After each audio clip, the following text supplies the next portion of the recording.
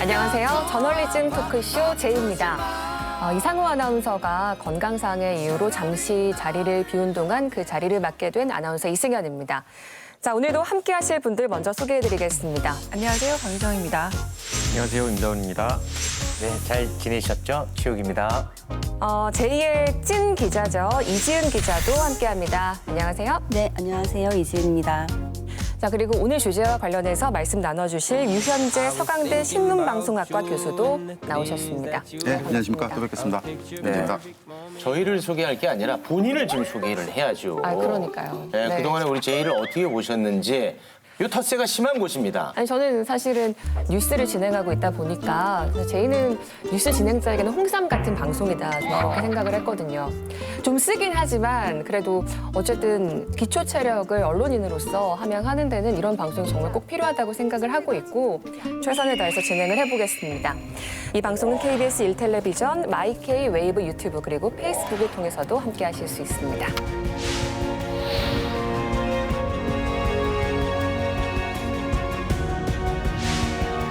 지난 9월 23일이었죠. 전 국민을 충격에 빠뜨린 사건이 보도됐습니다. 연평도 인근 바다에서 실종된 해양수산부 소속의 공무원이 북측 해역에서 총격으로 사망한 사건이 알려졌습니다. 25일에 9대 일간지의 보도를 보면요. 일제히 일면 기사에 이 사건을 실으면서 총살 그리고 불태웠다라는 사실에 주목을 했습니다. 채널A에서는 이 사건을 당시에 알려진 사실들을 기반해서 3D로 재구성해서 구체적으로 묘사하기도 했습니다. 유족이 있는 상황에서 사건 보도에 너무 구체적이고 너무 좀 자극적인 표현들이 많지 않았나 네. 그런 생각을 해보고요. 가장 좀 문제가 있었던 것으로 느낀 것은 이제 서울 신문인데 코로나균 죽이듯 북, 남 국민 총사로 기름 부어 40분간 태웠다. 이걸 통해서 도대체 무엇을 얻을 수 있을까? 국민 분노를 계속해서 더 자극하는 건 아닌가 그런 생각을 한번 해봤습니다. 서울신문이 코로나균 죽이듯이라고 표현한 거나 채널A가 애니메이션까지 써가지고 이제 재현한 것은 모두 기사의 상품성을 위한 거라고 생각이 들어요. 민간인이 사살된 생명에 관한 문제에 대해서 상품으로 대했다라는 원론적인 비판도 당연히 이루어져야 하겠지만 유족이나 피해자 가까운 사람들에게 그런 기사가 어떻게 읽혀졌을지를 생각해 보면 해당 기사에 대한 비판 지점은 분명히 있다고 봅니다. 3D 기술 계속 나왔습니다만은 네.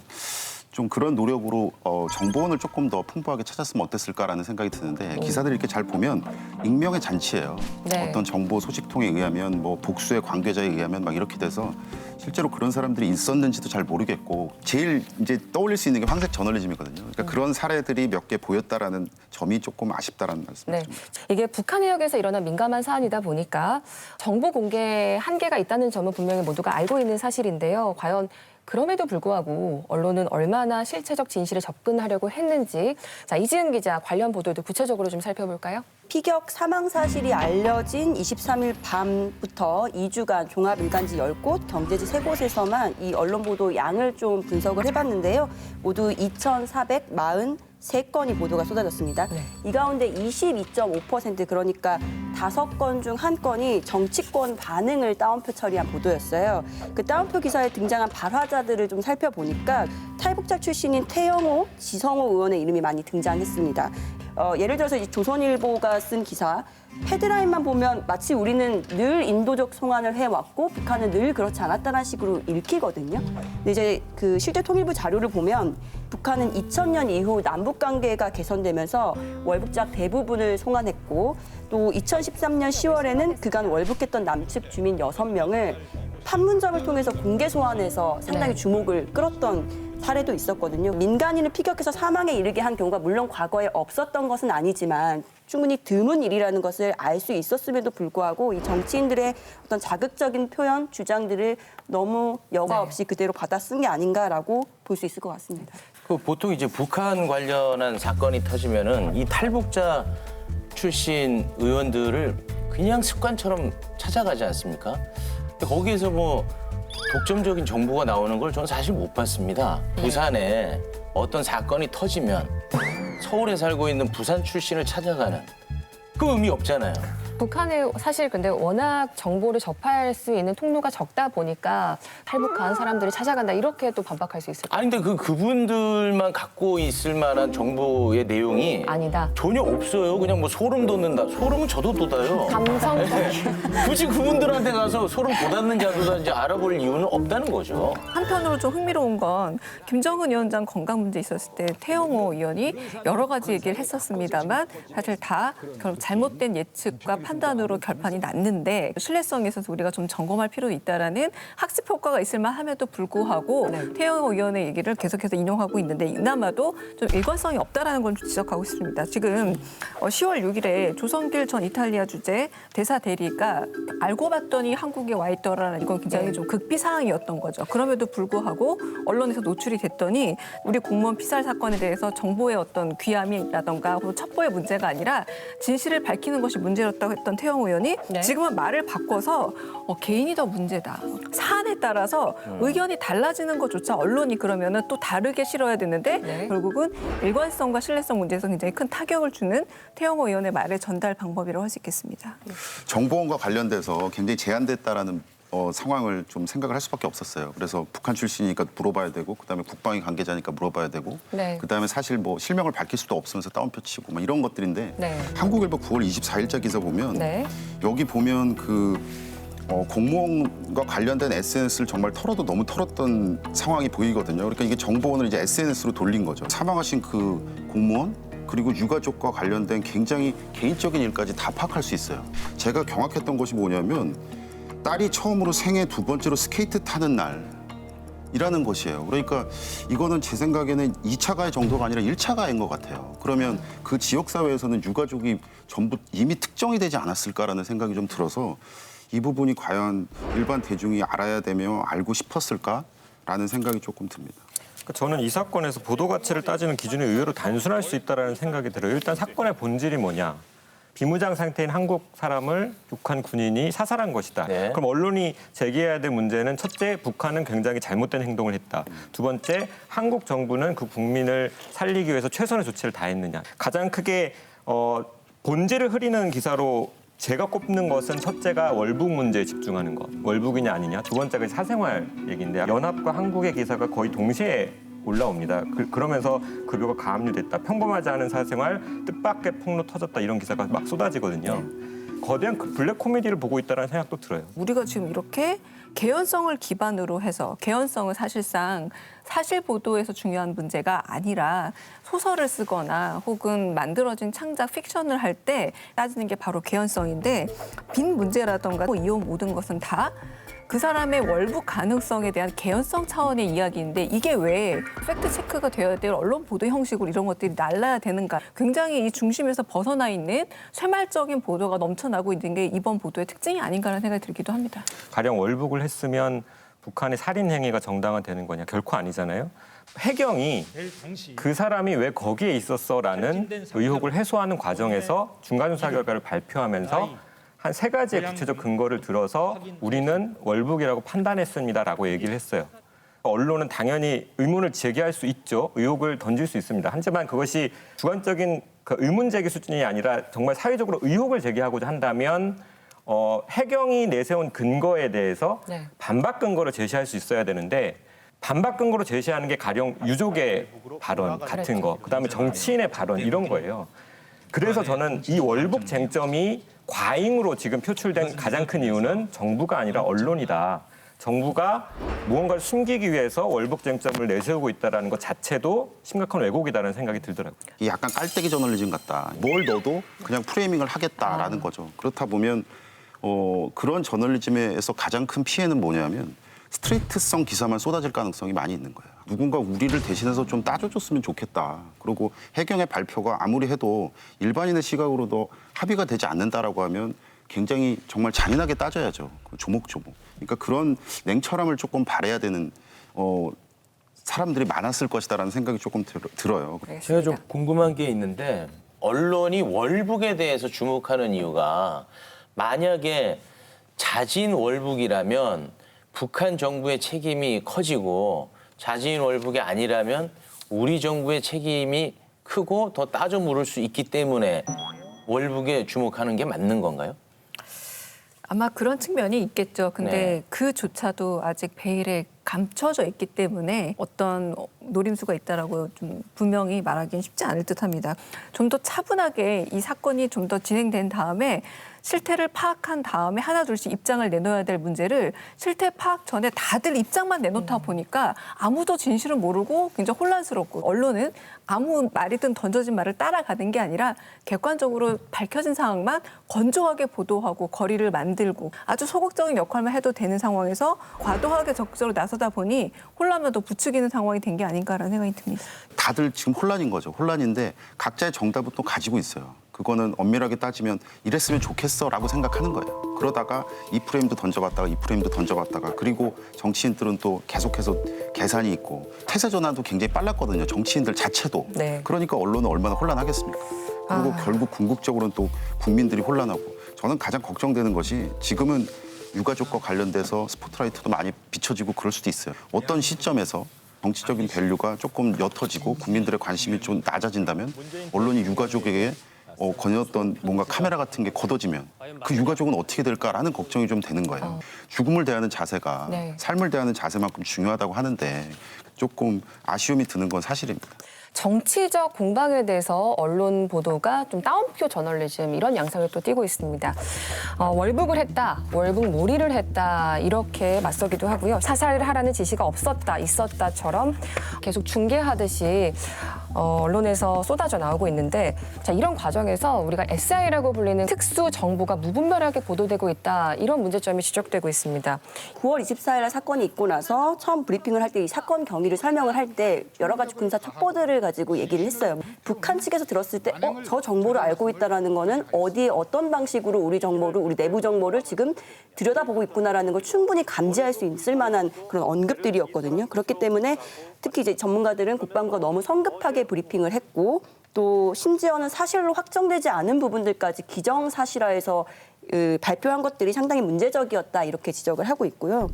특히 국회의원들이 군이나 정부 또는 국회 국방이나 정보위를 통해서 이 많은 정보들을 입수를 했는데 이 정보들 자꾸 언론의 흘림으로 인해서 그동안 수십 년 동안 구축해온 정보 군사 자산들이 사실 좀 무용지물로 돼버린 게 아니냐라는 지적이 나오고 있거든요. 물론 이제 언론 같은 경우는 군사 기밀과 국민의 알 권리 사이에서 충분히 딜레마를 겪을 수 있거든요. 그렇다면 어디에 더 방점을 둬야 할 것인가 치밀하게 고민을 했는가 잘 보여지지 않고 정치인들이 이렇게 발언을 했기 때문에 기사 써도 되는 거 아니야라고 생각하는 전형적인 따옴표 저널리즘 이런 것들을 또 반복했던 게 아닌가 이런 생각이 듭니다. 공교롭게도 또 이걸 전체적인 사건을 좀 시간대별로 정리를 해보면 공무원 사망 시점이 문재인 대통령의 유엔 총회 연설이 공개되기 3시간 전이었다. 이렇게 정리가 되면서 은폐 의혹이 일기도 했습니다. 일단 언론으로서 던질 수 있는 질문이다라는 생각은 들어요. 왜 더 빨리 공개하지 않았냐? 사고를 접하고도 예정되었던 유엔 연설은 꼭 방영했어야 했냐? 국민을 살리기 위해 더 나은 조치는 할 수 없었냐? 당연히 던질 수 있는 의문인데 조선이 그 질문을 지금 누구에게 던지고 있느냐 사설을 통해서 좀 보자는 거죠. 국민이 반일륜 범죄를 당하는 것을 실시간으로 지켜만 봤다. 김정은이 아첨하고 굴종하려고 존재하나 김정은과 쇼버릴 국리를 시작할 것이다. 이런 표현이 동원된 걸 보면 조선일보는 지금 정부를 향해서 말하고 있지 않아요. 진상 규명이나 실질적 개선 변화에 별 관심이 없어 보이고 그냥 어떤 진영에 있는 사람들을 향해서 지금 이런 얘기를 듣고 싶어하는 독자들을 상대로 얘기하고 있는 것 같아요. 청와대에 묻고 조선일보가 답을 한다는 이 형식이 조금 흥미롭긴 했었습니다. 유엔에 연락해 연설을 취소하거나 순서를 바꿀 수 없었냐? 그럼 최소한 요거 정도는 좀 취재 좀 해보면 어떨까? 근데 이렇게 물은 다음에 대답을 바로 해요. 네. 문 대통령은 그럴 생각 자체가 없었을 것이다. 보고를 받고 복을 이해하고 감쓸 생각을 먼저 했을 것이다. 조선일보가 답을 해버린다는 거예요. 문재인 대통령이 유엔 연설을 하기 위해서 이 사건 자체를 빨리 알리지 못하고 뭔가를 감추려고 했거나 혹여나 유엔 연설에 뭔가 지장을 줄까봐 우려했다 뭐 이런 이제 의혹을 제기를 하는 건데 그래서 이제 과거의 사건을 하나 가지고 왔어요. 2008년에 금강산 관광객이 북한군으로부터 총격을 맞아서 사망에 이르게 한 사건이 있었거든요. 9시간 뒤인 같은 날 오후 2시에 당시 이명박 대통령의 국회 연설이 예정이 돼 있었어요. 그 연설에서 이명박 대통령은 남북 당국의 전면적인 대화가 재개되어야 되고 그리고 남북관계 개선의 필요성이 필요하다 뭐 이런 것을 강조하는 연설이 예정이 되어 있었는데 이 연설이 시작하기 한 50분 전에 이 사건을 보고받았음에도 불구하고 연설 자리에서 이 내용을 언급하지 않았고 심지어 원고도 수정한 바가 없었다라고 당시 야당이었던 민주당이 강하게 비판을 했었거든요. 이 상황을 최근 중앙일보가 좀 소환을 해서 기사를 썼어요. 제목을 보면 MB 9시간 침묵은 안 되고 문은 되나 180도 달라진 민주당이란 기사인데요. 지금 문재인 대통령이 지난 국군의 날 기념식에서 이 관련 사건을 전혀 언급하지 않았다, 침묵했다에 대해서 민주당이 지금 과연 비판하고 있느냐, 비판의 목소리가 나오고 있느냐 이렇게 지적을 하는 기사예요. 근데 이 지적을 중앙일보에도 한번 이렇게 적용을 시켜볼 수 있을 것 같아요. 그러니까 중앙일보가 당시 금강산 총격 사망 철저히 진상 규명해야라는 제목의 사설을 냈는데 내용을 보면 이 대통령의 전향적인 입장 표명으로 모처럼 조성된 대화의 분위기를 살리기 위해서라도 이번 사건은 진상이 철저히 규명돼야 한다. 좀 상식적인 수준의 언급만 있었을 뿐이지 당시 이 대통령이 국회 연설에서 이 사건을 언급하지 않은 것에 대해서 비판하는 목소리는 없었거든요. 사망 소식이 국방부 브리핑에서 알려지고 바로 다음 날이었죠. 25일에 북한이 김정은 국무위원장의 사과를 전해왔습니다. 문재인 대통령과 남녘 동포들에게 커다란 실망감을 더해준 데 대해 대단히 미안하게 생각한다. 이런 내용이 담겼는데 최욱 씨 이거 어떻게 보셨습니까? 네, 그 사과로 뭐 모든 게 해결될 수는 없겠습니다만 사과조차 하지 않을 것이다. 이런 전망이 매우 우세했었죠. 그 동아일보 같은 경우는 당일 오전까지도 남북 관계가 올스톱 될 거다. 사과 가능성이 희박하다. 이런 전망을 내놓았으니까요. 뭐 실제로 사과는 매우 이례적인 거는 맞죠. 과거 북한은 이런 사건이 발생했을 때 주로 유감스럽다라는 표현을 많이 썼거든요. 1976년에 있었던 판문점 도끼 만행 사건 때 북한은 유감스럽게 사건 재발 않도록 쌍방이 노력해야라고 입장을 냈었고요. 2002년 2차 연평해전 땐 우발적으로 발생한 무력 충돌 유감스럽게 2008년 7월 금강산 관광객 피격 사망 때는 유감스럽게 책임은 전적으로 남측에라고 했었고요. 2010년 연평도 포격 때도 마찬가지로 유감스러운 일이라고 표현을 했습니다. 2015년에 박근혜 정부 시절 때는 이제 목함지뢰 사건이 발생을 했을 때 북한이 유감을 표명을 했어요. 그 당시에 김관진 청와대 국가안보실장이 유감이 곧 사과다. 외교문서에서 유감 표명하는 게 곧 사과의 뜻이다라는 관례도 있다. 이렇게 기준까지 내면서 설명을 했었는데 그러자 당시 조선일보가 사과란 말 한 적 없던 북이 이번에 명확하게 유감 표명했다라는 기사를 쓰면서 굉장히 큰 성과다 이런 식으로 보도를 했거든요. 당시 굉장히 그 남과 북이 마라톤 협상을 했었거든요. 그러니까 나흘간의 협상 끝에 이 유감이란 말을 끌어낸 거예요. 그런데 이제 지금 이번에 김정은 위원장의 사과는 굉장히 즉각적이고 자발적이고 또 미안하다라는 말을 구체적으로 얘기를 하고 있지만 우리 언론은 이걸 주목하고 있지 않고 심지어는 진정성 있는 사과가 아니다라고 말하는 일부 정치인들의 발언을 그대로 인용 보도하면서 사실상 평가절하하는 식으로 보도하는 경향도 좀 읽히거든요. 반면에 외신들 같은 경우는 오히려 이 김정은의 사과가 굉장히 이례적이다. 북한의 어떤 대응과 태도가 바뀌었다에 되게 주목을 하고 있어서 상당히 차이가 크구나라고 느낄 수 있는 대목이었습니다. 언론이 가지고 있었던 예상 답안에서 어긋난 겁니다. 언론사로서 가져야 될 해석의 맥락 역시도 준비되지 않은 채 너무 빨리 사과가 나오다 보니 그다음부터 나오는 얘기들은 사실은 맥락도 없고 요지를 파악하기 힘든 읽을 거리가 없는 보도들이 넘쳐나고 있는데요. 무책임한 사과 태도. 이게 무책임한 사과 태도라는 말을 저는 언론 보도에서 본 게 이번이 거의 처음인 것 같습니다. 조선일보 사설, 어떤 위협도 관용하고 제 국민 건드려도 아무 대가 요구하는 나라 같은 경우 보자면 북이 미안이라고 하자 긍정적이라고 한다라고 말장난 수준으로 이 인용을 바꿔버리고 마지막에는 한국인을 건드려도 아무런 대가를 지불하지 않는 우리나라는 문제다라는 식으로 결론이 나는데 하나도 어떤 인과관계 같은 부분에 있어서 설득력 있는 부분이 없고 비판해야 될 지점부터도 되게 허무해지는 그런 아주 빈 수레 같은 논란들이 계속 반복되고 있는 것이 아닌가라는 생각이 듭니다. 뭐 개인적으로 정치인들이 하는 제일 의미 없는 말 중에 존경하는 무슨 의원님과 그다음에 뭐뭐가 유감입니다라는 게 무슨 알맹이가 있는 말입니까? 이 말로는 안 된다. 미안하다면 다냐? 그다음에 그러면 공동조사 빨리 받아들여라라든가. 그런 얘기를 국민들은 듣고 싶지 않겠습니까? 그러면 언론은 정치인들한테 압박해야죠. 말의 잔치가 아니라 그런 말 다음에 실제적으로 뭔가 행동을 하라든가. 용어가 어떻고 뭐 유감이 어떻고 뭐 이런 것들은 조금 답답한 부분이 없지 않나라는 생각이 듭니다. 네, 아까 제가 시작하기 전에 잘 부탁드립니다 이렇게 말씀드렸던 것도 혹시 쓸모없는 말이라고 생각하시나요? 전 진심이었습니다. 이메일로 제가 말씀드립니다. 아니 근데 존경하는 교수님 기분 좋잖아. 이게 의미가 없지가 않아요. 기분 좋잖아요. 쓴웃음이었어요. 저는 이번 그 메시지 전문을 보면 북한으로부터 듣고 싶은 메시지는 상당 부분 들어가 있다는 생각이 들어요. 그러면 이 전문을 놓고 우리나라 정부 여당과 언론이 어떤 태도를 취했으면 좋겠느냐. 지금 벌어지는 상황과 저는 뒤바뀌었으면 좋겠어요. 뭐냐면 이러한 메시지가 왔음에도 불구하고 정부와 여당은 강력하게 책임 추궁하고 강력하게 비판 메시지 냈으면 좋겠다. 반면 언론은 이러한 메시지의 함의, 이것이 그 과거의 어떤 북한의 태도와 비춰봤을 때 어떤 의미가 있는지를 평가했으면 좋겠다. 정부나 여당 인사가 각별한 의미가 있다. 이례적이고 성의 있는 사과다. 이런 말을 하는 것도 저는 솔직히 좀 안타까워요. 그런데 그와 비슷하게 언론이 진정성 없다. 신용으로 넘길 일이 아니다. 내가 살해돼도 편지 한 장이면 되냐. 이런 식의 정치인들의 굉장히 정치적인 발언을 그냥 퍼나르고 있는 거, 스스로 여기에 대해서 어떤 해석이나 자체 주관적인 평가를 하지 않는 거, 이런 식의 태도를 보이는 언론은 대체 왜 존재하냐는 의문도 갖게 되는 거예요.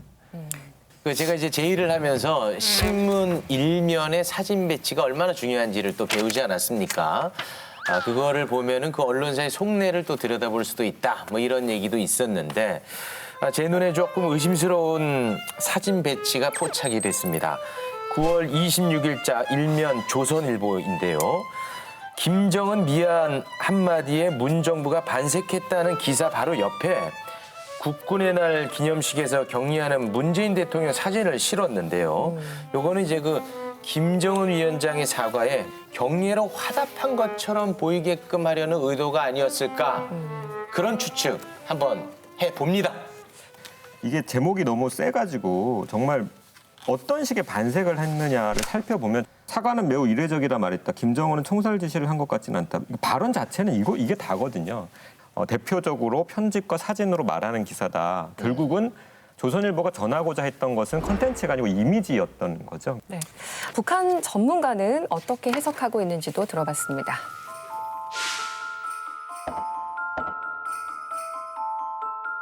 최고 지도자가 나서서 빨리 문제를 수습하고 싶어 한다는 의지를 이 사과 유감 표시를 통해서 드러낸 거거든요. 지도자의 결정에 의해서 이루어진 일들이 아니라는 것을 증명하는 부분도 있고 조만간 있을 미국 대선 이후에 트럼프 2기든 바이든 정부든 간에 대북 정책이 어떻게 수립될지를 지켜봐야 돼요. 일단 북한은 북미 협상을 지속하겠다라는 의사를 일관되게 지금 보여오고 있거든요. 경제 발전을 하고 싶고 국제사회의 일원이 되고 싶은 거거든요. 그 속에서 사과라는 것이 나온 거거든요. 민간인을 죽인 거는 북한의 부적절한 행동이에요. 이거는 지탄을 받아도 이제 마땅한 일입니다. 그런데 기존에 한 몇 달 사이에 북한에서 벌어졌던 일을 보면은 7월 달에 있었던 한국에 살던 분이 다시 개성으로 월북한 일이에요. 북한이 코로나 제로, 그러니까 확진자 제로라는 걸 계속 밝혀왔고 김정은 위원장이 특별한 조치를 빨리 취해라라고 얘기를 하고 휴전선의 경비 태세를 보는 엄중 문책을 당했어요. 상당한 현장에서 공포감들이 존재했을 가능성이 높다는 거죠. 큰 틀에서는 적절했다라고 보는데 다만 이제 신중할 필요도 있었던 것이 있다. 2018년 이후에 남북관계가 상당 부분 개선된 이후에 군이 믿었던 부분이 있는 것 같아요. 연락을 취할 것이다라는 부분들, 뭐 이런 약간 절차적인 부분들을 관행적으로 이제 봤을 가능성이 있어요. 이면에 있는 뭔가의 기획, 의도, 호전성 뭐 이런 것들이 분명히 담겨져 있을 거라는 프레임으로 보고 싶은 거죠. 북한의 의도를 상당히 긍정적으로 해석할 부분에 대해서는 적극적으로 긍정적으로 해석해 주려고 하는 부분은 미국의 정부 차원에서든 언론 차원에서는 다 그걸 공유하고 있는데 의도성과 기만성을 뭔가 전제라고 보려고 하는 게 너무 농후한 거죠. 결국 핵심은 우리 정부와 그리고 군의 대응이 적절했느냐 이 부분을 따져 물지 않을 수가 없습니다. 이와 관련해서 세월호 7시간에 빗대어서 대통령의 행적을 분초까지 공개하라는 야권의 그런 비판을 보도하는 경우가 많았는데요. 대응에 부재가 있었다, 공백이 있었다라는 것을 언론들이 계속 지적을 하고 있는 거거든요. 47시간 동안 대응을 하지 않았다라고 말하기도 하고요. 36시간, 33시간, 14시간, 10시간 이렇게 뭐 각각 다른데 결과적으로는 이 부분에 대해서 과연 진짜 늑장 대응이었는가 저희가 이제 그 북한이나 국방 관련 전문가들에게 물어보니까 군의 첩보라는 게 상당히 불완전하다라는 겁니다. 심지어 군에서 들어오는 첩보 중에는 역정보도 굉장히 많다고 해요. 그러니까 이것이 유의미하고 또 신뢰할 만한 정보인지 상당 기간 따져봐야 되고 검증하는 시간이 걸렸다. 일단은 어디에서 일어난 사건이냐. 세월호는 우리 영해 안에서 우리가 충분히 통제할 수 있는 그 장소에서 일어난 일이고요. 이번 사건은 우리가 통제할 수 있을 만한 곳이 아니었고요. 두 번째는 이 사건의 인지와 이 사건에 대한 정확성을 어떻게 우리가 판단하고 있었느냐. 세월호 때는 대가 침몰하는 상황을 모든 TV로 다 생중계가 되고 있었던 상황이었고요. 지금 이번 사건은 사실 이 첩보를 통해서 조각조각된 정보들을 통해서 또는 감청이라든가 신호정보 이런 것들을 통해서 상당히 제한적이었다. 이렇게 해서 이것들은 정말로 비교할 수 없는 사안이다라고 한 번 더 얘기하고 싶습니다. 결국은 이 세월호라는 저는 47시간 이렇게 계속 얘기가 될 때조차도 설마 세월호라는 비유를 여기다 갖다 쓸까라고까지 생각을 하고 적으나마 언론에 대한 기대감을 버리지 않았는데 정치인이 이렇게 말을 했다고 해서 무책임하게 인용하면서 따옴표를 쳐서 세월호 7시간과 바로 직유로 넘어가는 것은 언론이 굉장히 자신이 가져야 될 기본적인 윤리적인 덕목조차도 버린 거라고 저는 생각합니다. 저는 이 시간이 조금 언급될 때 일종의 기시감이 들었어요. 아, 이거 이용하겠구나라는 생각이 좀 들었고 언론에 이렇게 헤드라인 나오겠구나라는 생각이 좀 들었고 그다음에 뭐 시간대별 요구도 시작될 것이다라는 생각이 조금 많이 들었거든요. 아마 정치인이나 일부 언론들은 조금 당혹해하지 않았을까라는 생각이 좀 듭니다. 이게 처음에 얘기가 된 다음에 시점이 지금 일주일 정도 지났잖아요. 네. 국민에게 점화되지 않고 있어요. 이게 시간을 똑같이 등치시켰을 때 여론이 이렇게 형성이 되겠지라고 생각을 했을 수도 있겠어요. 만약에 그렇게 생각했다면 정말 감수성이 떨어지는 거고요. 그렇지 않기 때문에 반응이 안 오는 겁니다. 생각보다 대중은 합리적이에요. 그게 똑같지 않다고 생각하는 사람들이 절대 다수기 때문에 그렇다는 거죠. 저는 이번 사태가 일단 우리가 다시 한번 실망할 수밖에 없는 그 수준을 드러냈고 하지만 또 기대했던 거죠.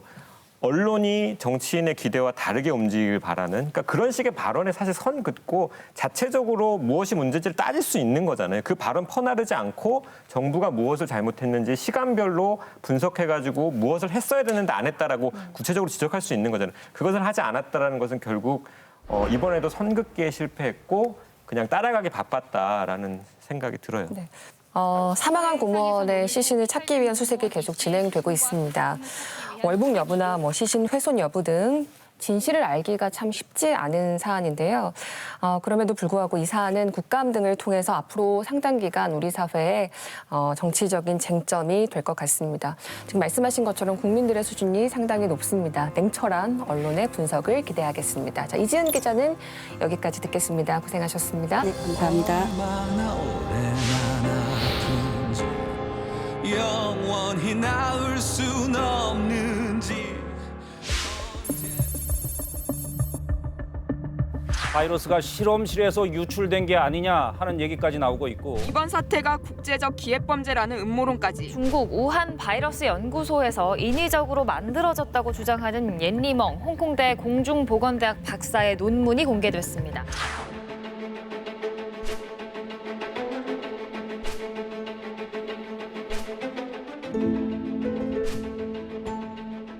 I just want to say that the end of the pandemic is in sight. 코로나19가 중국 우한에 있는 바이러스 연구소에서 나왔다는 증거를 보았다고. The end of the pandemic is in sight. Hydroxychloroquine.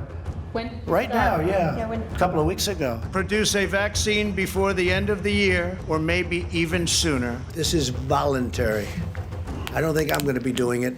트럼프 미국 대통령 부부가 코로나19 양성 판정을 받았습니다. 코로나19의 심각성을 무시하던 트럼프 대통령. 확진자 가운데 한 명이 됐습니다. 이 대선이 한 달도 채 남지 않았는데 미국에서 트럼프 대통령 부부가 코로나19 확진 판정을 받기도 했습니다. 지금 세계적으로는 10달째 코로나19 감염 사태가 이어지고 있는데 우리에게는 과연 어떤 보도가 필요할지 자세하게 짚어보겠습니다. 함께 말씀 나눌 이선우 과학 커뮤니케이터 나오셨습니다. 어서 오세요. 네, 반갑습니다. 네. 과학 커뮤니케이터이시죠? 어떤 일 하시는 건가요? 제가 과학 커뮤니케이터에 대해서 좀 소개를 할 때 뭐 이런 도구를 쓰는데 제가 마술 하나 보여드릴게요. 그러니까 여기 있는 물을 손의 염력을 이용해서 올려볼게요, 위쪽으로. 자, 보세요. 올라옵니다. 자, 이게 마술일까요? 사실 과학입니다. 자기 아닙니다. 보일 샤르르 법칙이에요. 그래서 제 손에 있는 체온이 전달돼서 이제 온도가 올라가니까 부피가 팽창하려고 그래요. 그럼 자연스럽게 압력이 올라가고 이 압력 때문에 물이 밀려서 위로 올라가는 거거든요. 이런 것처럼 수학 수식이나 아니면 뭐 과학 용어 이런 거를 쉽고 재밌게 알려주는 역할이 과학 커뮤니케이터라고 생각하시면 될 것 같아요. 최욱 씨도 부러우시면 한번 들어보세요. 네, 해보고는 싶던데요. 네. 자, 하나, 이게 둘, 또 셋. 이제 나쁜 마음을 가진 사람들 잘 안 올라가는. 왜 또 안 돼? 석사 이상만 가능한가 보네요. 네, 안 되네. 네. 시작부터 아주 야심차게 준비를 하셨는데 쉽고 재미난 비평을 부탁드리겠습니다. 네. 전 세계 코로나19 확진자가 3,600만 명 그리고 사망자는 100만 명을 넘어섰습니다. WHO는 또 다른 100만 명이 코로나19로 사망할 수 있다 이런 전망까지 내놨는데요. 코로나19가 장기화되면서 최근에 일자리, 경제난처럼 경기 침체와 관련된 보도들이 우리 뉴스에서 많이 눈에 띄고 있습니다. 같은 기간 대중들 그러니까 뉴스 소비자들은 코로나19 감염인자 혹은 백신처럼 보다 전문적인 정보에 관심을 보인다 이렇게 나타났습니다. 최근에 코로나19 바이러스의 정체와 관련된 뉴스가 상당히 화제를 모았는데요. 바늘로 100번 찔러도 90도로 가열해도 안 죽는다. 지독하다, 독하다를 넘어서 터미네이터 코로나라는 표현까지 등장해서 관심을 모았습니다. 사실 제가 처음에 이 뉴스를 접하고서 궁금했던 게 바이러스를 찌르면 터진다? 이 부분이었거든요. 특히 이제 YTN의 뉴스 영상의 조회수가 무려 163만입니다. 네. 그런데 이 영상의 좋아요가 한 8,700건 정도 되는데 이 영상의 내용을 비판하는 이선호 씨의 댓글의 좋아요가 12,000개를 받았어요. 그래서 와, 뭐 얼마나 대단한 내용인가 해서 좀 들여다봤는데 인지질, 엠볼롭 바이러스 알아들을 길이 없습니다. 대중의 언어로 쉽게 팩트 체크해 주세요. 일단 이 기사에서 뭐 바이러스가 살아있더라, 죽었더라 이런 표현도 일단 잘못됐어요. 왜냐하면은 이 바이러스 자체가 과학자들은 생명체로 간주를 안 하기 때문에 바깥에서 돌아다닐 때는 비활성화돼 있다라고 언급을 하거든요. 그리고 이제 세포에 감염됐을 때 활성화된다. 이런 표현을 쓰는데 바늘로 100번을 찔렀는데도 안 터지더라. 그대로 유지됐더라. 두 번째는 90도로 가열했는데도 살아있더라. 첫 번째로 이 찌른다라는 거는 이 연구 논문 내용에 아예 표현이 없었어요. 이 논문에서는 이 코로나19 바이러스를 보기 위해서 원자현미경을 써요. 근데 원자현미경의 원리가 굉장히 뾰족한 탐침이란 게 있습니다. 그래서 이 탐침이 이 바이러스를 막 이렇게 만져요. 왔다 갔다 하면서. 만지면 알기 위해서. 그렇죠. 그래서 외부의 형태나 특성을 파악을 하는데 중요한 거는 이 탐침 자체가 워낙 뾰족하다 보니까 이 그룹에서 한번 눌러볼까? 이렇게 좀 호기심이 생긴 거죠. 그래서 이 끝에서 끝까지 눌러봤는데 100번은 눌러봐도 형태가 거의 유지가 되더라 라는 표현을 썼는데 모든 생명체는 자기를 보호하는 세포막이라는 걸 가지고 있거든요. 네. 근데 이 세포막은 아무리 찌르고 눌러도 서로 뭉치려는 특성을 가지고 있어요. 그러니까 코로나19뿐만 아니라 모든 생명체가 가지는 특성인데 마치 코로나19만 바늘로 찔렀는데 안 터지고 형태를 유지하더라. 이런 식으로 잘못된 보도를 했고.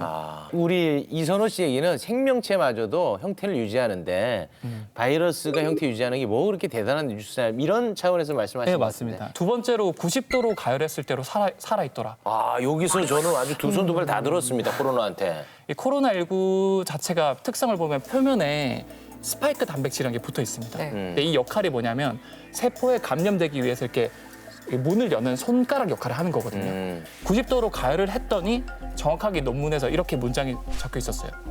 형태는 그대로 유지하지만 감염력에 중요한 이 스파이크 단백질은 다 변성되거나 떨어져 나갔다. 근데 언론에서는 뒷문장은 다 삭제하고 앞문장만 인용해서 형태가 그대로 유지가 되니까 끄떡없고 살아있더라. 이런 식으로 표현을 한 거죠. 저는 언론 커뮤니케이션 전공이니까 조금 이제 저거를 조금 위험하게 봤어요. 왜곡된 정보나 가짜 뉴스가 어떻게 퍼질까? 저게 메커니즘이구나라는 생각이 좀 들었던 게 예전부터 누군가를 해하기 위하거나 아니면 뭔가 불순물을 제거하기 위해서 제일 먼저 우리가 할 수 있는 게 누구 찌르는 거잖아요.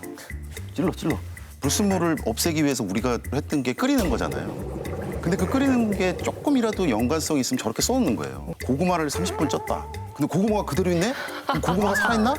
라는 생각이 막 드는 거예요. 그러니까 거기다가 잣대를 그렇게 들이대면 안 되는데 그 부분이 계속 양산되고 또 언론이 뭔가 포장해서 과장해서 또 이렇게 얘기를 하면 이렇게 뭔가 가짜뉴스가 확산이 되는구나. 예전에 그 교회에서 나왔던 소금물로 하는 거 있지 않습니까? 맞아요. 그것도 마찬가지로 정말 요만큼 개연성이 있었어요. 살균할 때. 그러니까 그게 전파가 되고 뭔가 과장이 되면 그렇게 해서 막 믿어진다라는 것이죠. 처음에 바늘로 찔렀다는 표현을 썼던 건 홍콩 매체였습니다. 그런데 이걸 연합에서 그대로 번역해서 보도를 했고요. 그러면서 국내 대다수 언론들이 연합뉴스 기사를 받아쓴 걸로 확인이 됐습니다. 저희가 같은 내용의 온라인 보도를 찾아봤는데 무려 86건에 달했습니다. 이 사태 관련해서 언론과 연합의 관계도 한번 살펴보면 좋겠어요. 그러니까 연합은 그 속보에 특화된 통신사의 특성상 심지어 과학마저도 속도의 관점에서 바라본다. 그래서 이런 기사가 나오는 것이고 또 많은 언론이 그러한 연합 기사를 무분별하게 받아쓰는 관행이 있어서 그 두 가지 문제가 결국 결합된 사안이라고 생각하거든요. 왠지 터미네이터 코로나라고 하는 주변 사람들과 이 이야기를 나누는 게 훨씬 재밌겠구나. 이거는 언론 소비자들은 그럴 수도 있다고 봅니다. 그러나 그렇기 때문에 언론이 클릭수를 유도하고 그리고 이 제목이 유행어처럼 퍼져나가길 바라는 바람에서 사실 팩트와 다른 어떤 내용들을 혹은 왜곡해서 상관없다라는 식의 보도를 하는 건 그건 문제라는 거죠. 우리가 선정주의를 가장 경계하는 이유가 뭡니까? 재밌다고 해서 재밌는 게 선은 아니기 때문입니다. 이거는 모든 언론들이 저는 사실이든 아니든 관계없다라는 전제가 있었을 거라고 판단해요. 근데 그 추측이 아주 억측이 아닌 게 아까 우리가 이야기 나눴던 그 YTN의 그 163만 건을 기록한 영상 이거 아직도 안 내리고 있어요. 7월 6일 국내 유행 코로나19 바이러스가 전파력 6배라는 보도부터 일본을 초토화시킨 도쿄 변종 바이러스 전염력 10배, 또 유럽형 변종이 말레이시아까지 확산됐다는 등 잊을만 하면 코로나 변종 바이러스 관련 보도가 시선을 끌었습니다. 그런데 이런 변종 관련된 보도 사실과는 상당히 다르다고요. 그렇죠. 사실 이 변종이라는 단어가 굉장히 위험한 단어예요. 왜냐하면 변종은 말 그대로 종이 바뀌었다는 뜻이거든요. 인간이 식물이 되거나 물고기가 될 만큼 그만큼 굉장히 많은 유전적 변화가 일어나야 돼요. 네. 근데 코로나19 같은 경우는 사실은 변이에요, 변이. 이번에 기사가 나왔던 6배, 10배 이거는 잘못됐고 이 연구 논문으로 이게 정리가 된 게 정확하게 1.2배 정도 감염력이 증가됐다 이거거든요. 공교롭게도 다른 부위가 아니고 이 부착하는데 손가락 쪽에 변이가 일어났는데 필요 이상의 불안감을 느낄 필요는 없고 또 변종이 아니고 변이다라는 걸 제가 짚어드리고 싶은. 이런 기사들을 보면은 아주 매력적인 상품인 거죠. 과학 기사들은 지적인 축적이 가능해 보이는 이를테면 독자들이 읽어봄으로써 효능감이 느껴지는 기사 양태를 띠고 있는 경우가 많아요. 적을 중심으로 한 갈등 보도 양상입니다. 그런데 여기서 적이 코로나라는 공공의 적이에요. 그런데 이 적을 굉장히 무적으로 만들어버리면 어떤 효과가 생기냐면 이 분노를 자극하기도 상당히 좋아지는 거예요. 이렇게 엄청난 놈이래, 되게 센 놈이래. 결국은 감정적 반응에 분노로 가기 좋기 때문에 또 손해보지 않는 항목으로서 이 어려운 과학 기사가 선택이 되는 거죠. 그러나 거기에 누구도 책임을 지려고 하지 않는다는 게 가장 큰 문제라고 할 수 있겠죠. 이번에는 좀 더 그럴듯합니다. 옌리멍이라는 홍콩대 박사가 중국이 코로나 바이러스를 인공 조작했고 우한 연구소에서 유출된 정황이 보인다 밝히다가 신변의 위협을 받았고 미국으로 도피했다고 주장을 했습니다. 사실은 7월에 폭스뉴스에 이 옌리멍 박사가 출연한 이후에 계속해서 같은 주장을 펴고 있는데 우리나라 주요 언론들은 9월 13일부터 이틀 동안 이 내용을 일제히 보도했습니다. 저희가 왜 그런지 하고 들여다봤더니 그 전날에 영국의 한 토크쇼 프로그램에 화상으로 인터뷰했던 내용을 그대로 기사화했던 것이더라고요. 특히나 이제 그 MBC 같은 경우에는 그 연합뉴스 기사를 보고 너무 요약을 또 심하게 하다 보니까 내용이 조금 바뀌는 일까지 벌어졌습니다.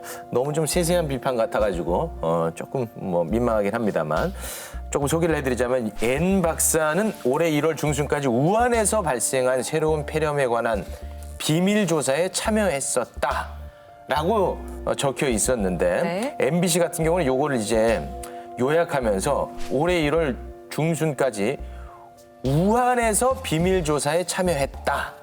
이렇게 내용이 달리 요약이 돼버렸습니다. 저는 굉장히 중요한 기능이라고 생각해요. 최욱 씨가 뭐 민망하다고는 얘기를 했는데 중요합니까? 디테일에 있는 악마를 잡아내고 있어요. 이게 그 과학이 정치를 만나면 굉장히 위험해진다라는 전형적인 케이스인 것 같아요. 우리가 그 과학적인 어떤 사실 혹은 뭐 논문을 이렇게 발표했을 때 데이터가 있다라든가 아니면 그게 어디에 게재됐다라든가 이런 것들을 조금 우리가 판단을 할 수 있어야 그거의 순수성을 믿을 수 있잖아요. 그런데 그냥 정치를 만나면 팩트는 그냥 사라지는 거예요. 이게 뭔가 그 음모론이 난무를 하면 혼란이 좀 일어납니다. 위기 커뮤니케이션이 가장 큰 목적이 대중의 공포의 수준을 적절하게 해야지만 방역에 도움이 되는 거지 않습니까? 근데 이게 조금씩 다 갉아먹는 거예요. 그럼 언론은 그거를 세일즈 아이템으로 보면 안 된다는 생각이 들어요. 왜? 이런 정보들이 다 목숨과 관련이 있는 거잖아요. 네, 9월 15일에 옌 박사가 결정적 증거라던 논문을 공개를 했습니다. 그런데 외신을 보면요. 주요 매체들에서는 아예 언급을 하지 않거나 팩트체크 기사를 내보냈습니다. 우리나라 언론들은 이 팩트체크 기사가 나온 뒤에야 그제서야 보도 흐름이 바뀌기 시작했거든요. 그럼 외신들과 우리나라의 이렇게 보도 다른 반응을 보이는 건 어디서 기인한 걸로 보시나요? 설령 나중에 오보로 밝혀진다 하더라도 일단 팔리는 제품은 팔고 보자라는 생각이 앞섰던 게 아닐까 싶어요. 팩트체크 기사가 나왔거나 아니면 다른 전문가들의 반박이 나왔음에도 불구하고 계속 그 옌 박사의 주장이 퍼날라지는 기사들도 꽤 있거든요. 의혹의 그 진위를 검증할 수 있는 공신력 있는 연구 결과가 성명이 나왔음에도 불구하고 그러한 내용을 같이 실지 않는 기사는 대중이 기대하는 그 최소한의 기대 수준도 못 미치는 거죠. 과학 기자들은 사실 이거 보고 굉장히 답답할 거예요. 만약에 뭐 동료 평가를 거치지 않고 그냥 개방형 플랫폼에다 올려놨다. 그러면 이 말이 좀 아이러니컬합니다만은 논문이지만 논문이 아닌 거예요.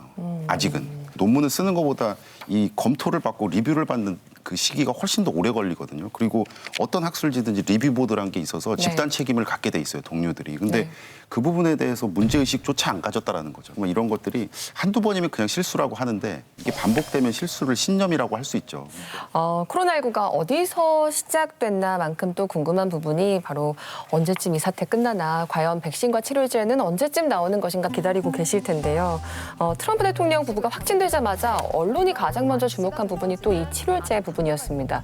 최근에는 고사리가 코로나 치료 성분이 있다. 빨간 약이 코로나 억제 효과가 있다. 이런 보도들이 나오기 시작하고 또 김치 속에 유효 성분을 찾아내겠다.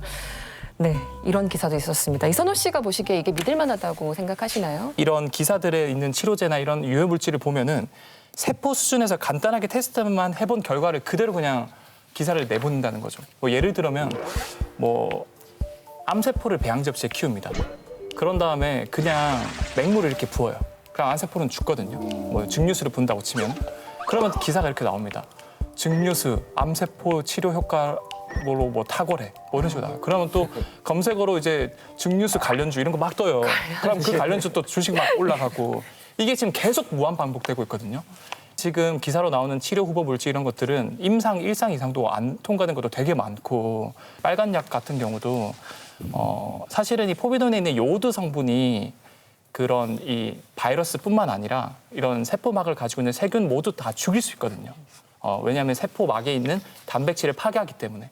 그런데 마치 기사에서는 이 빨간 약이 코로나19에 굉장히 특이적으로 효과가 있더라 이런 식으로 보도를 하는 것도 되게 저는 잘못됐다라고 생각을 하고 있죠. 아, 저는 굉장히 놀랐던 기사가 있어요. 9월 22일 파이낸셜 기사인데 댕기열이 코로나19 치료에 효과. 아, 이거는 댕기열.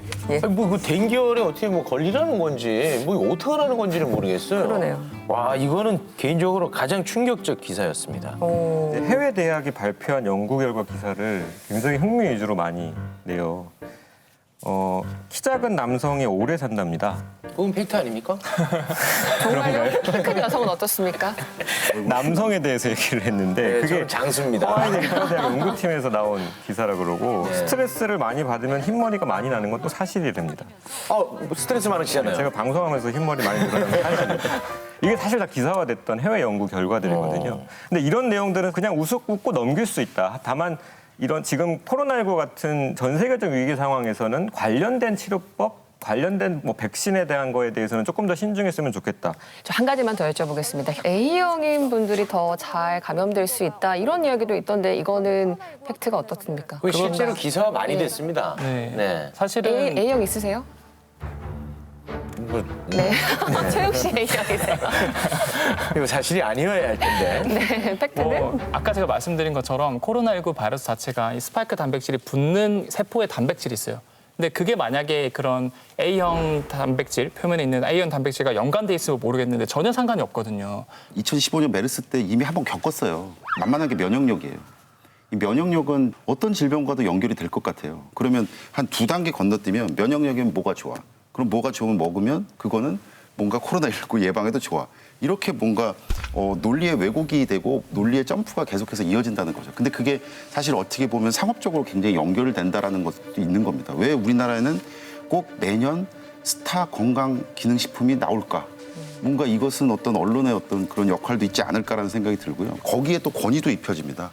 이게 좀 무서운 거죠. 우리가 지금 얘기 나는 게 딱 두 가지입니다. 코로나 어디서 시작되는가, 언제 끝날까. 네. 이 두 가지는 사실상 우리가 영화를 보거나 소설을 볼 때 읽기 귀찮으면 어떻게 하세요? 제일 처음과 끝만 앞장면하고 보죠. 제일 끝장면만 보는 겁니다. 사람은 어떠한 사태든 간에 시작과 끝에 대한 호기심을 가지고 있고 언론이 이 부분을 굉장히 그럴듯한 과학 기사로 꾸며내고 있긴 합니다만 결국 인간이 가지고 있는 가장 보편적인 호기심을 과학이라는 외피를 덮어서 활용하고 재생산하고 써먹고 있는 것에 불과하다밖에 보이지 않습니다. 네. 사실은 백신이나 치료제와 관련된 보도가 조금이라도 나오면 당장은 뭐 포털 사이트에 거기에 검색어 순위 올라가는 건 물론이고요. 주식시장에 아주 널뛰기를 하거든요. 이 클로로킨과 관련된 보도가 상당히 오랜 시간 동안 우리 주식시장을 들썩이게 했는데 최욱 씨, 네. 클로로킨 잘 알고 계시죠? 이제 그 트럼프 대통령이 신의 선물이라고 극찬했던 거 맞죠? 그때부터 이게 비롯된 건지. 야, 이거 주식시장에 엄청나게 영향을 끼치는데 이거 뭔가 좀 의도가 있는 거 아닌가 하는 생각이 문득 좀 드네요. 이 하이드록시클로로킨이라고 해서 이거는 말라리아 치료제로 이미 임상에 승인이 된 거예요. 근데 그거를 코로나19에 효과가 있을 것 같다라고 임상에 들어가고 있는 와중에 트럼프 대통령이 쓴 거거든요. 근데 실제로 이게 임상에 들어가 봤더니 너무 이제 기저질환이 가진 환자들이 부작용이 너무 심했고 그래서 결국 탈락을 했거든요. 특히 굉장히 영향력 있는 사람들이 이렇게 쓰면은 결국 그거에 대해서 정보를 받는 대중들은 곧이곧대로 믿을 수밖에 없거든요. 언론이 이런 새로운 어떤 약의 가능성, 백신이든 치료제이든 간에 이런 가능성에 대해서 검증이나 혹은 정보 체크에 들어간 것이 아니라 성장 제약사 이름을 띄우기 위해서 혹은 그 이름을 각인시키기 위한 효과로서 이에 당사자로 좀 활약하고 있는 것은 아닌가라는 합리적 의심이 드는 대목이 너무 많다라는 거고요. 거의 주식시장에서 원하는 기사를 언론이 제공하고 있는 것이 아닌가라는 생각이 들기도 합니다. 언론 보도를 이렇게 보면 1상, 2상, 3상에 대한 구분도 모르고 있지 않느냐라는 생각이 들거든요. 1상에서 3상까지 가는데 정말 시간이 이만큼 걸릴 수도 있고 이만큼 걸릴 수도 있고 막 그렇잖아요. 그런데 그 구분에 있어서 1상만 어떻게 통과를 했다고 해도 충분히 가능성이 있는 것처럼 헤드라인을 뽑는 거예요. 그러면 당연히 일반인 입장에서는 요동치죠. 이란에서는 체내에 있는 바이러스를 소독한다면서 소독용 알코올을 마신 사람들이 500명 넘게 목숨을 잃는 일도 있었습니다. 이런 걸 우리가 인포데믹이라고 하죠. 코로나와 관련된 가짜뉴스 얼마나 심각한 수준인가요, 교수님?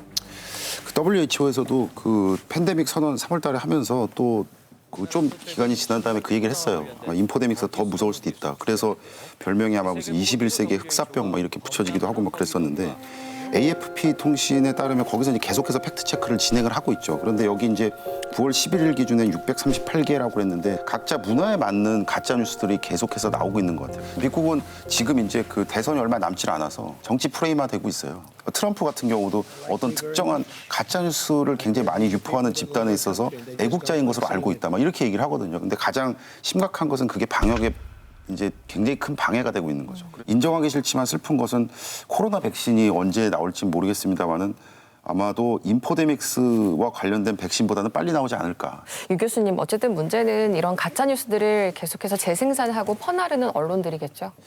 저도 이 정보를 보고 조금 놀랐는데요. 이게 이제 그 약간 SNS의 의문의 일패 뭐 이런 것 같았어요. 한국언론진흥재단에서 설문조사를 했는데 보면 인터넷 포털 뉴스랑 언론사 사이트가 가짜뉴스와 관련돼서 확산에 가장 심각한 영향을 미치고 있다라고 사람들이 대답을 한 거예요. 그러니까 언론의 엄청난 배신인 거죠. 그러니까 우리나라 언론 신뢰도가 많이 낮아졌다고는 하지만 여전히 사람들에게는 그런 화법이라는 게 있어요. 어떤 말을 하면서 이거 기사에 난 거야. 그거 뉴스에 나온 거야. 그러니까 사실과 가짜를 거르는 어떤 공신력 있는 기구로서 여전히 언론사 타이틀을 달고 있는 회사가 하는 말을 믿는단 말이죠. 사실 그 최소한의 신뢰가 있기 때문에 언론 산업이라는 게 유지가 되는 것인데 우리나라에서는 가짜 뉴스가 언론사를 통해서 가장 많이 유통된다.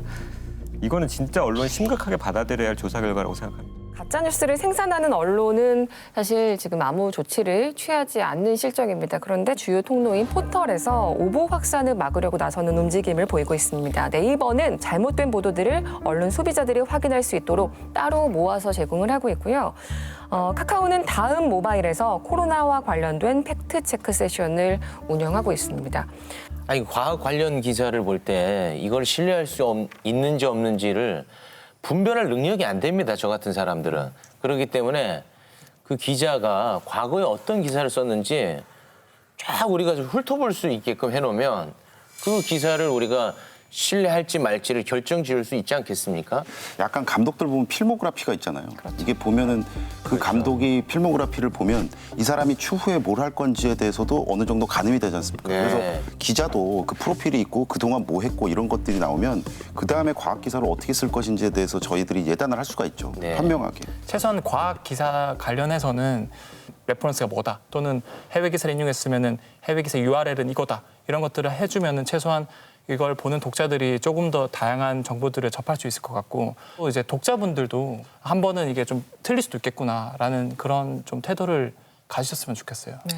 정치 관련 보도 같은 경우에는 언론사별로 의심을 하면서 이젠 소비하는 습관이 좀 생겼습니다.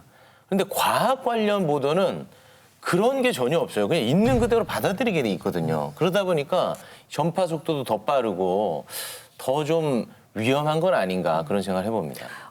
이번에 그 트위터, 트럼프의 트위터에 딱지가 붙었다고 하더라고요. 가짜 뉴스 확률이 좀 있으니까 주의해서 보세요. 근데 저는 한국 언론사에서도 이런 게 좀 필요하다고 봅니다. 탐침으로 찔렀는데 터지지 않더라도 그 기사에 딱지를 붙여줘야 된다 생각을 해요. 이거 좀 확인이 필요하다. 가짜라는 의미가 아닙니다. 이거 확인하세요라고 딱지를 붙여줌으로써 이것에 대한 인지도를 높여야 되는데 이런 부분 역시 별로 없이 넘어가는 게 계속해서 가짜 뉴스가 더 많은 클릭수를 유도하고 클릭수가 많으면 괜찮아라고 무책임하게 넘어가는 이런 악순환을 반복하는 것은 아닌가라는 생각이 들기도 합니다. 네, 저널리즘 토크쇼 J 저희가 오늘 준비한 소식 여기까지입니다. 저희는 다음 주 일요일 밤에 다시 찾아뵙겠습니다. 이 방송은 KBS 1TV, 마이케이, 웨이브, 유튜브 그리고 페이스북으로도 보실 수 있습니다. 언론개혁 끝까지 함께하겠습니다.